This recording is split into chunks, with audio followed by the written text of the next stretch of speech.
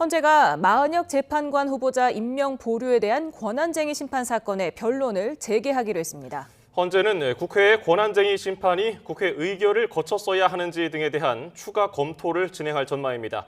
취재기자 연결합니다. 이경국 기자. 네, 헌법재판소에 나와 있습니다. 네, 애초 오늘 선고 예정이었는데 헌재가 다시 변론을 진행하기로 했군요. 네, 맞습니다. 말씀하신 것처럼 오늘 오후 2시에 우원식 국회의장이 최상목 대통령 권한대행을 상대로 제기한 권한쟁의 심판에 대한 선고가 예정돼 있었습니다. 지난달 22일 한 차례 변론 기일이 진행된 이후에 선고가 잡힌 상황이었는데요. 다만 최상목 권한대행이 지난달 31일 재판부에 변론 재개를 요청했고 오늘 재판관들이 이에 대한 평의를 진행했습니다. 그리고 정오쯤 헌법재판소가 권한쟁의 심판 사건 변론을 재개한다고 공지했습니다.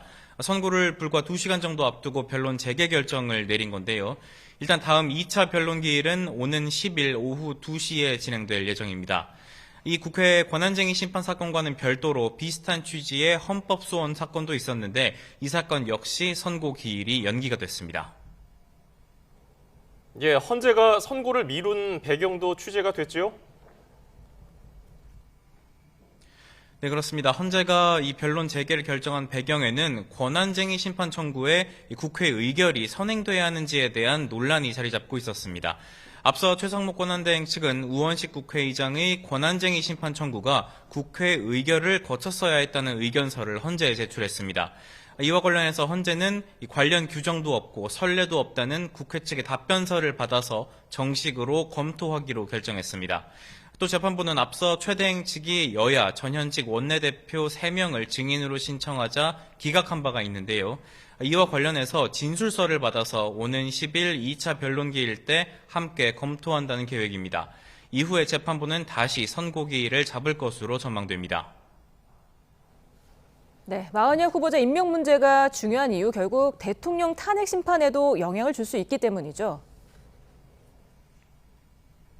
맞습니다. 헌재 재판부 구성과 관련된 사안들인 만큼 현재 진행 중인 윤석열 대통령 탄핵 심판에도 영향을 줄 것으로 보입니다. 탄핵 심판의 경우에는 6명 이상이 찬성을 하면 인용 결정이 가능합니다. 반대하는 사람을 기준으로 보면 8인 체제인 지금은 3명이 반대하면 탄핵은 기각됩니다. 그런데 만약 마은혁 후보자가 임명돼 헌법재판소가 완전한 9인 체제를 갖춘다면 3명이 반대해도 탄핵은 인용됩니다.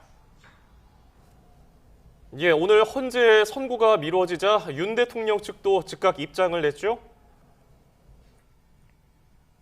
네, 맞습니다. 윤 대통령 측 그간 헌재의 공정성을 계속 지적해 왔는데요. 오늘 입장문을 통해서 헌법재판소의 졸속 심리에 첫 제동이 걸렸다며 당연한 조치라는 입장을 냈습니다.